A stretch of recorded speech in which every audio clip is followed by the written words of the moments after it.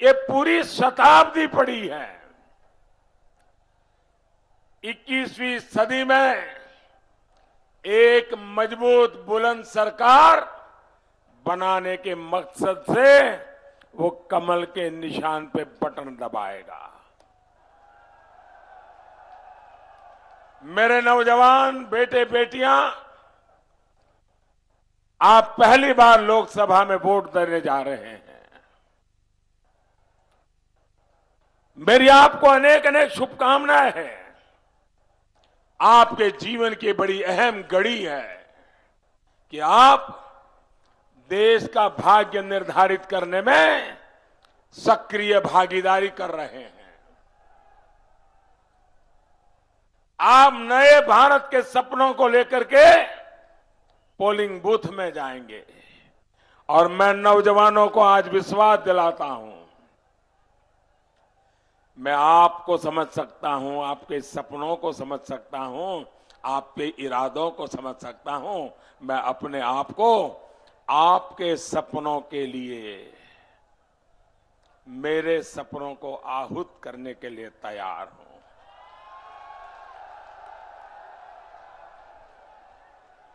भाइयों बहनों, आपके सपने ही मेरे सपने हैं। साथियों, राजस्थान जिस तरह पूरी मजबूती से हमेशा इस चौकीदार के साथ खड़ा रहा है, वो एक बड़ी वजह है कि मैं देश हित में बड़े और कड़े फैसले ले पाया, वो काम कर पाया जिसका इंतजार आपको, देश के लोगों को बरसों से था। वो फैसले ले पाया जो कांग्रेस की सरकारों ने दशकों से लटका कर रखे हुए थे। किसानों को लागत का 1.5 गुना एमएसपी देने की बरसों पुरानी मांग को पूरा करने का काम आपके इस चौकीदार ने किया है। जीएसटी पर बरसों से कांग्रेस माथापच्ची कर रही थी, उसको भी इस चौकीदार ने सफलतापूर्वक अमल में लाया है।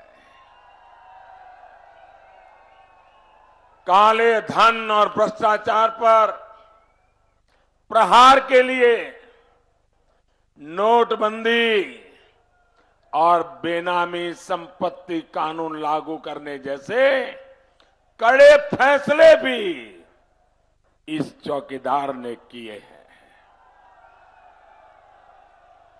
बाड़मेर की रिफाइनरी को कांग्रेस ने लटकाकर, उलझा कर रखा था।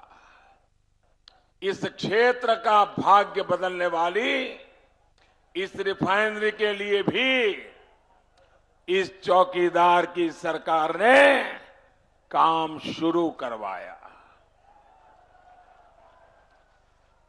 सामान्य वर्ग के गरीब परिवारों को 10% आरक्षण की मांग दशकों से चल रही थी। समाज को बांटने में लगी कांग्रेस ने कभी इस पर ध्यान नहीं दिया, जबकि बिना किसी शोर शराबे के, बिना किसी का हक छीने, ये चौकीदार की सरकार ने सामान्य वर्ग के गरीबों के लिए 10% आरक्षण भी लागू कर दिया। भाइयों और बहनों, मां भारती में आस्था रखने वाली संतानों के लिए नागरिकता संशोधन कानून पास करवाने का प्रयास भी इस चौकीदार ने किया है। भारत माता की वो संतानें जो भारत विभाजन के समय, बंटवारे के समय, उस समय के लोगों के नेताओं के भरोसे पर उन्होंने वहां रहना पसंद किया, पाकिस्तान में रहना पसंद किया, लेकिन उनकी आस्था अलग थी, उनका पूजा विधि अलग थी, उनके नाम अलग थे, इसलिए उन पर वहां जुल्म होने लगे। वहां जो माइनॉरिटी में थे उनका जीना मुश्किल हो गया। उनके लिए हिंदुस्तान के सिवाय कोई जगह नहीं बची थी। वो भारत की शरण में आए, लेकिन त्रिशंकु के हाल में जीते रहे, न उधर के रहे न इधर के रहे। भाइयों बहनों, 3-3 पीढ़ी उनकी असहाय बन गई। उनका कोई गुनाह नहीं था, वो अपनी आस्था बदलने को तैयार नहीं थे, वो अपना धर्म बदलने को तैयार नहीं थे, इसलिए उनको यातनाएं झेलनी पड़ी। जब वो इस देश में आए तो हमारे वालों ने भी ठुकरा दिया। उनको न्याय मिलना चाहिए कि नहीं मिलना चाहिए? उनको हक मिलना चाहिए कि नहीं मिलना चाहिए? उनको हक दिलाने के लिए हम संसद में कानून लाए हैं। भाइयों, 23 मई को सरकार बनने के बाद बरसों से लटके इस काम को पूरा करने की फिर कोशिश की जाएगी। साथियों, ये इलाका वीरों का है। राजस्थान का कोई गांव ऐसा नहीं है जहां से देश की सेना में कोई न कोई हमें मिले नहीं। देश के लिए मरने मिटने वालों की धरती है जी। यहां भी निवृत्त सैनिक अनेक बैठे होंगे। यहां बैठे हुए कि हर परिवार में से कोई न कोई अभी सीमा पर कहीं खड़ा होगा। भाइयों बहनों, हमारे सेना के जवान 40 साल से 1 rank 1 pension OROP 1 rank 1 pension की मांग कर रहे थे। सरकार को प्रतिवेदन देते रहते थे।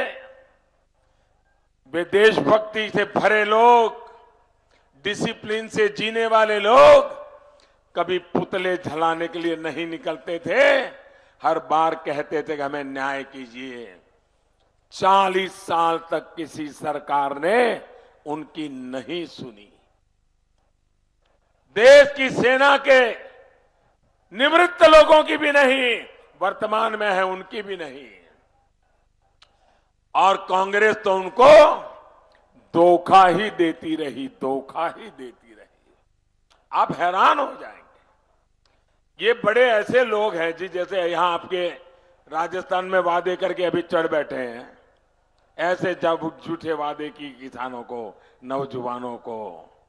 भाइयों बहनों, उस समय उन्होंने देश की सेना के साथ ऐसा किया, देश के वीर जवानों के साथ ऐसा किया, देश के लिए मरने मिटने के लिए प्रण लेने वालों के लिए क्या किया? चुनाव था, उनको मालूम था कि मोदी 1 रैंक 1 पेंशन लेके आएगा, तो उन्होंने क्रेडिट कमाने के लिए क्या कह दिया? बोले 1 रैंक 1 पेंशन लागू कर दिया। और किया क्या? बजट में 500 करोड़ रुपयों का टीका किया, टीका सिर्फ शुकून किया। भाइयों बहनों, जब हम आए हमने सोचा चलो भाई 500 नहीं तो 1500 में होगा, 1500 नहीं तो 2000 करोड़ में होगा। जब हमने हिसाब लगाया, अब तक हम 35,000 करोड़ रुपया सेना के जवानों के खाते में जमा करा चुके हैं। भाई, सीधे बैंक में जमा करवाए हैं। जो 30 साल पहले रिटायर्ड हो गया उसके घर भी पैसे पहुंचाए। कहां 500 करोड़ और कहां 35,000 करोड़ रुपया। मुझे बताइए, ये सेना के साथ धोखा है कि नहीं है? ये झूठ बोल रहे थे कि नहीं बोल रहे थे? आपको अपमानित कर रहे थे कि नहीं कर रहे थे? लेकिन हमने आपके जीवन की ओर देखा, आपकी त्याग तपस्या की ओर देखा। तिजोरी में क्या है क्या नहीं इसकी परवाह नहीं की, हमने आपके चरणों में लगा दिया। दोस्तों, साथियों, दशकों से मांग हो रही थी कि देश में हमारे फौजियों के, सुरक्षा बलों के बलिदान को समर्पित एक स्मारक राष्ट्रीय वॉर मेमोरियल होना चाहिए। आजादी के बाद देश की इतनी लड़ाइयों में शहीद होने वाले लोग, देश के लिए जान की बाजी लगाने वाले लोग, हमारी नई पीढ़ी को प्रेरणा मिले, इसलिए देश की 5-5 पीढ़ी के सेना के जवान एक नेशनल वॉर मेमोरियल की मांग कर रहे थे। और दिल्ली में बैठी हुई सरकार और एक परिवार, 55 साल तक इस देश पर एक परिवार ने राज किया। उन्होंने अपने परिवार के लिए स्मारक बनाए, अपने परिवार के लोगों के लिए समाधियां बनाई, अपने परिवार के बंगलों को स्मारक में परिवर्तित किया, लेकिन देश के जवानों के बलिदान को याद करने के लिए नेशनल वॉर मेमोरियल नहीं बनाया। भाइयों बहनों, ये चौकीदार ने आकर के सेना के जवानों की पीड़ा समझी और आज दिल्ली में आन बान शान के साथ मेरे देश के आजादी से लेकर के अब तक शहीद हुए वीरों का एक राष्ट्रीय स्तर का स्मारक हमने बना दिया।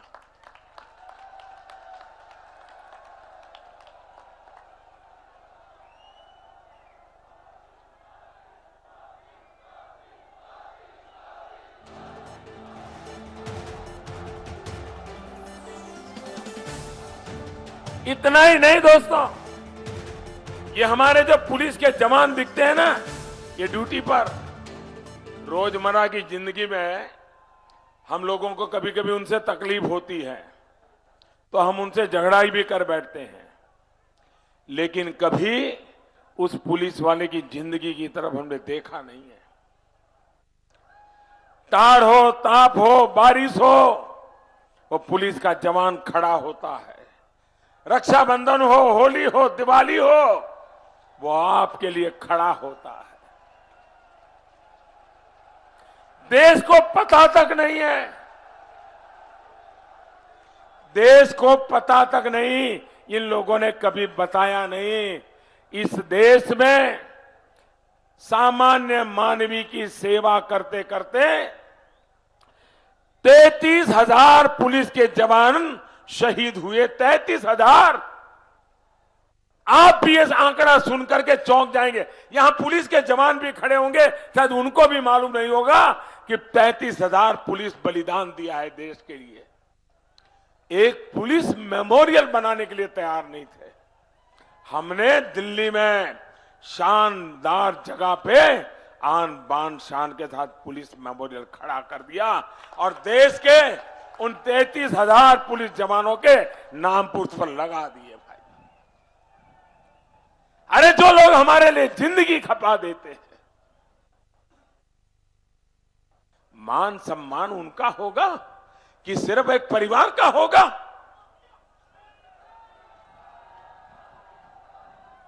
साथियों, देश के लिए मर मिटने वाले वीर बेटी बेटियों के लिए हम जितना करें कम है भाइयों।